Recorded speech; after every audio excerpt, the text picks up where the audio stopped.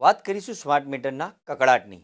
પાટણ કોંગ્રેસ ધારાસભ્ય કિરીટ પટેલે ઉર્જા મંત્રી કનુભાઈ દેસાઈને પત્ર લખ્યો છે કે સ્માર્ટ મીટર ન લગાવવા માટે હાલ પત્ર લખવામાં આવ્યો છે. પાટણ શહેર અને જિલ્લામાં સ્માર્ટ મીટર ન લગાવવા ઉર્જા મંત્રીને આ પત્ર લખવામાં આવ્યો છે. કેન્દ્ર સરકારના RDSS પ્રોજેક્ટ અંતર્ગત પાટણ જિલ્લામાં તમામ ગ્રાહકના મીટર સ્માર્ટ કરવા સૂચના અપાઈ છે. હાલ રાજ્યમાં અમુક શહેરોમાં ન હોવા છતાં સ્માર્ટ મીટરની વિરોધ કર્યો હતો, જેથી રાજ્યમાં સ્માર્ટ મીટર લગાવવાની કામગીરી ઉર્જા સચિવ દ્વારા બંધ કરવામાં આવી હતી. પરંતુ ફરી આ સ્માર્ટ મીટર લગાવવાની શરૂઆત પાટણથી કરવાની સૂચના આપવામાં આવી છે. ત્યારે પાટણ જિલ્લો અતિ પછાત તેમજ ખેડૂત અને પશુપાલન પર નિર્ભર છે, જેથી પાટણ જિલ્લામાં સ્માર્ટ મીટર ન લગાવવા પત્ર લખી માંગ કરવામાં આવી છે. તેમ છતાં લગાવવામાં આવશે તો જનતાને સાથે રાખી વિરોધ કરવાનો પત્રમાં પણ ઉલ્લેખ કરવામાં આવ્યો છે.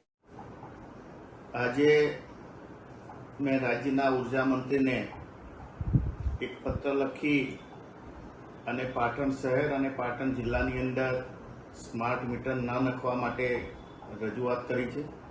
સમગ્ર રાજ્યની અંદર જુદા જુદા શહેરોની અંદર જ્યારે સ્માર્ટ મીટરનો વિરોધ થઈ રહ્યો છે, નામદાર હાઈકોર્ટની અંદર પણ આ બાબતે પિટિશન ચાલે છે અને નામદાર હાઈકોર્ટે સચિવ સહિત તમામ અધિકારીઓને રૂબરૂ બોલાવ્યા છે.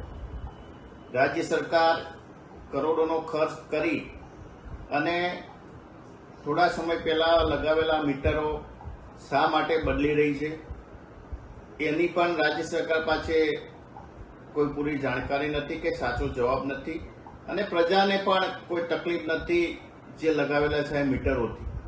તો શા માટે કરોડોનો ખર્ચ કરી અને આ મીટરો નાખવામાં આવે છે? મીટરોની અંદર પણ વીજ બિલ ઊંચા આવવાની ફરિયાદો સમગ્ર રાજ્યની અંદર જ્યાં જ્યાં પણ મીટર નાખ્યા ત્યાં મળી છે. ત્યારે પાટણ જિલ્લા એ પછાત જિલ્લો છે. સામાન્ય મને મધ્યમ પરિવારના લોકો અહીંયા રહે છે. પાટણ શહેરની અંદર પણ લારી ગલ્લા ચલાવી અને આજીવિકા મેળવતા મોટાભાગના વેપારીઓ છે. કોઈ મોટા ઉદ્યોગ ધંધા નથી. તો શા માટે પાટણ શહેર અને પાટણ જિલ્લામાંથી શરૂઆત કરવી એ યોગ્ય નથી.